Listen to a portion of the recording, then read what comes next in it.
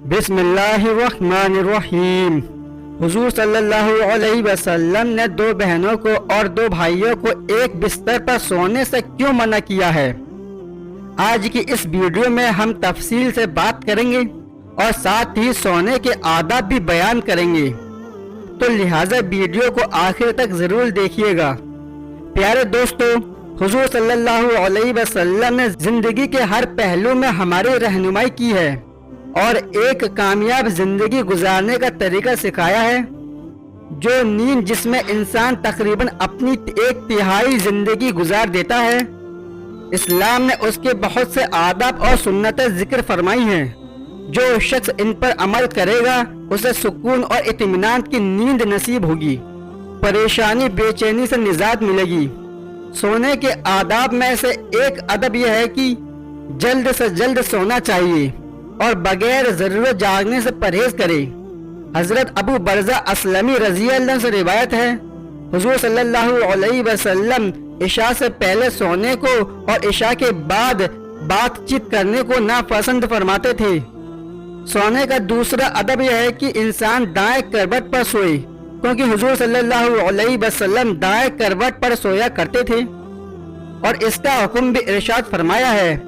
حضرت برا بن عازب رضی اللہ عنہ فرماتے ہیں، نبی کریم صلی اللہ علیہ وسلم دائیں کروٹ پر لیٹا کرتے تھے اور حضرت برا بن عازب کو بھی آپ صلی اللہ علیہ وسلم نے دائیں کروٹ پر ہی لیٹنے کا حکم دیا۔ دائیں کروٹ پر لیٹنا ہی افضل ہے، کیونکہ حضور صلی اللہ علیہ وسلم نے اسی کا حکم فرمایا ہے۔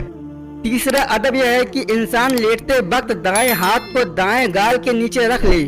حضرت ابو ہریرہ رضی اللہ عنہ سے روایت ہے، انہوں نے بیان کیا کہ حضور صلی اللہ علیہ وسلم نے فرمایا ہے، جب تم میں سے کوئی شخص اپنے بستر پر آ جائے تو اپنا بستر جھاڑ لے، اس لیے کہ وہ نہیں جانتا کہ کیا چیز اس کی غیر موجودگی میں اس کے بستر پر داخل ہو گئی ہے۔ سونے سے پہلے ہاتھ اور منہ میں گوشت یا چربی وغیرہ کا اثر یا مہک ہو تو اس کو دھو لینا چاہیے۔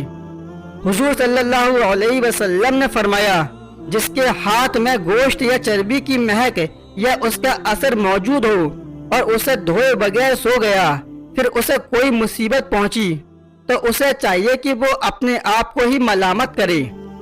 سونے سے پہلے کھانے پینے کے برتنوں کو ڈھانک دینا چاہیے۔ سونے سے پہلے کھانے پینے کے برتنوں کو بسم اللہ کہہ کر ڈھانکیں۔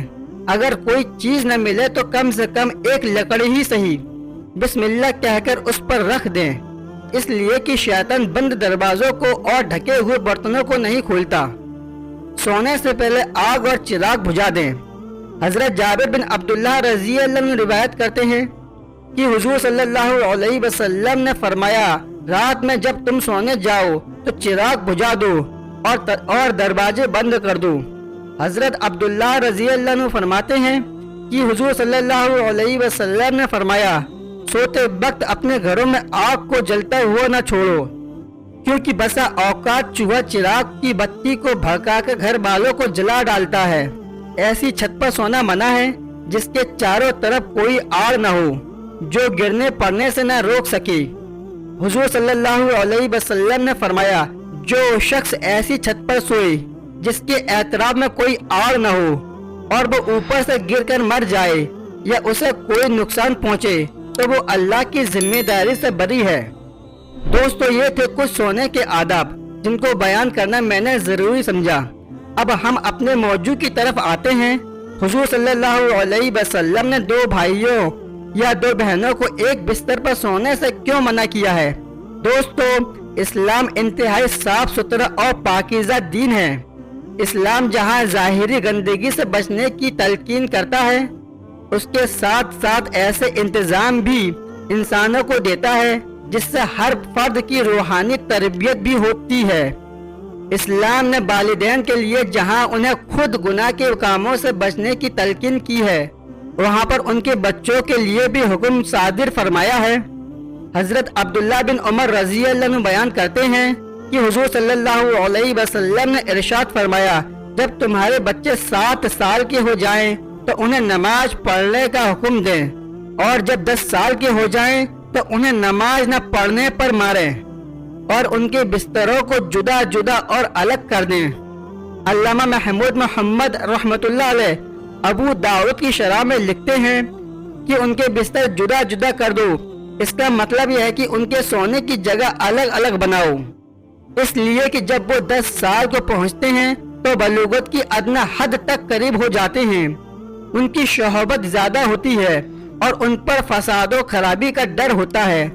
یہ اس بات پر دلالت ہے کہ اولاد کے بلی پر واجب ہے کہ بچے جب 10 سال کی عمر کو پہنچ جائیں تو وہ بچوں کے درمیان سونے کی جگہ میں تفریق ڈال دیں، اگرچہ وہ بھائی ہی کیوں نہ ہوں۔ حضور صلی اللہ علیہ وسلم نے بچوں کو علیحدہ بستروں پر سلانے کا جو حکم آج سے 1400 سال پہلے دیا تھا، آج کی ترقی یافتہ میڈیکل سائنس اور جنسیات کے ماہرین نہ صرف اس کو تسلیم کرتے ہیں بلکہ اس پر زور دیتے ہیں اور اس کے فائدے گنواتے ہیں اور اس سے لاپرواہی برتنے پر برے انجام سے ڈراتے ہیں۔